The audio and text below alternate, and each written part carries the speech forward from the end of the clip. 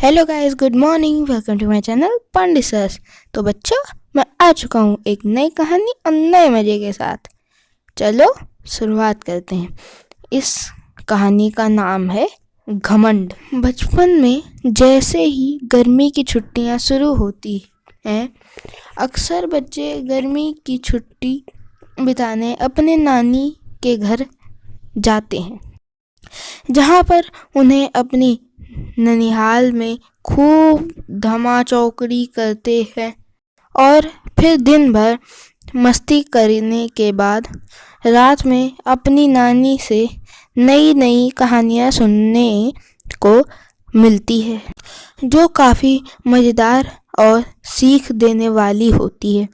इसलिए बचपन में सुनी गई नानी की कहानी अक्सर हमें याद रहती है। चलिए शुरू करते हैं अपनी घमंड वाली कहानी। एक जंगल में एक विशाल पर्वत था, बहुत बड़ा पर्वत। एक दिन उस विशाल पर्वत ने जानवरों को देखा और फिर खुद को देखा। उसे अपने आकार पर बहुत घमंड हुआ। उसने कहा, मैं सबसे शक्तिशाली हूँ, मैं ही तुम्हारा ईश्वर हूँ। पर्वत की यह बातें सुनकर सभी जानवरों को बहुत गुस्सा आया।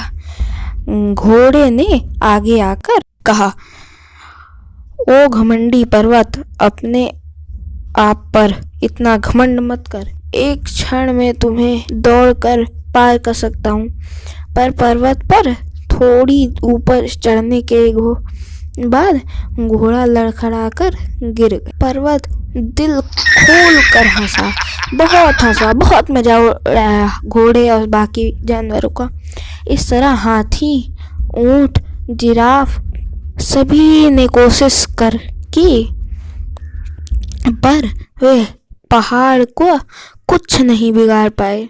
अब सभी जानवरों को अपने छोटे से नन्हे से प्यारे से दोस्त चूहे की याद आई।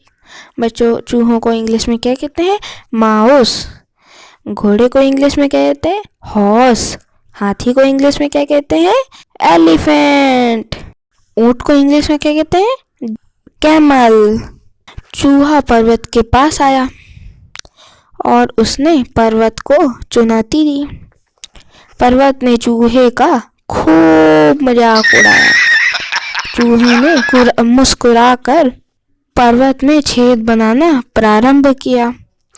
अन्य चूहे ने भी पर्वत में छेद करना चालू कर दिया। पर्वत घबरा गया। उसने सभी जानवरों से माफी मांगी।